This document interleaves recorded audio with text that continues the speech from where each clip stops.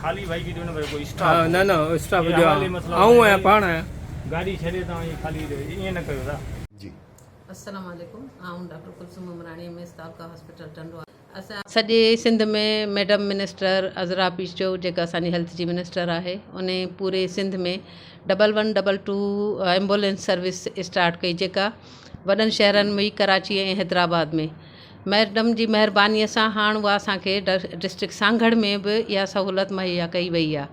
उन में जेके आहिनि से पेशेंट्स, ग़रीब पेशेंट या जेको बि नीडी पेशेंट हूंदो, उन में को RTA जो पेशेंट हूंदो, सीरियस पेशेंट हूंदो ऐं ॿार वग़ैरह उन में पेशेंट रेफर थींदा। 1122 जी सर्विस हींअर हिकिड़ी गाॾी असांखे हिते तालकेला मिली आहे फ़िलहालु, ऐं बाक़ी गाॾियूं पोयां महीने जे अंदरि अची वेंदियूं। उन में जंहिं हिकिड़ो मरीज़ हूंदो, उन सां गॾु 2 अटेंडेंट हूंदा, उन खां वधीक कोन हूंदा। ऐं जेकॾहिं को 2 मरीज़ थी था वञनि एमरजेंसीअ में पहुचाइण लाइ, त हू अटेंडेंट उन्हनि जा पोयां ईंदा ऐं मरीज़ उहा जेका असांजी रेस्क्यू गाॾी आहे, एम्बुलेंस आहे 1122 जी, उहा पेशेंट खे खणी वेंदी, उते पहुचाईंदी।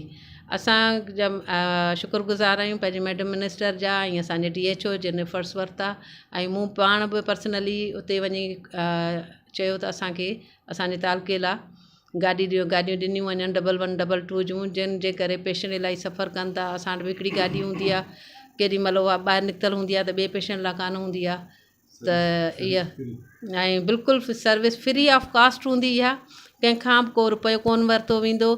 इन केस को स्टाफ जो उन गाॾीअ में मेंबर पैसा घुरे थो या छा, त तव्हां 1122 ते उन जी कंप्लेन करे सघो था।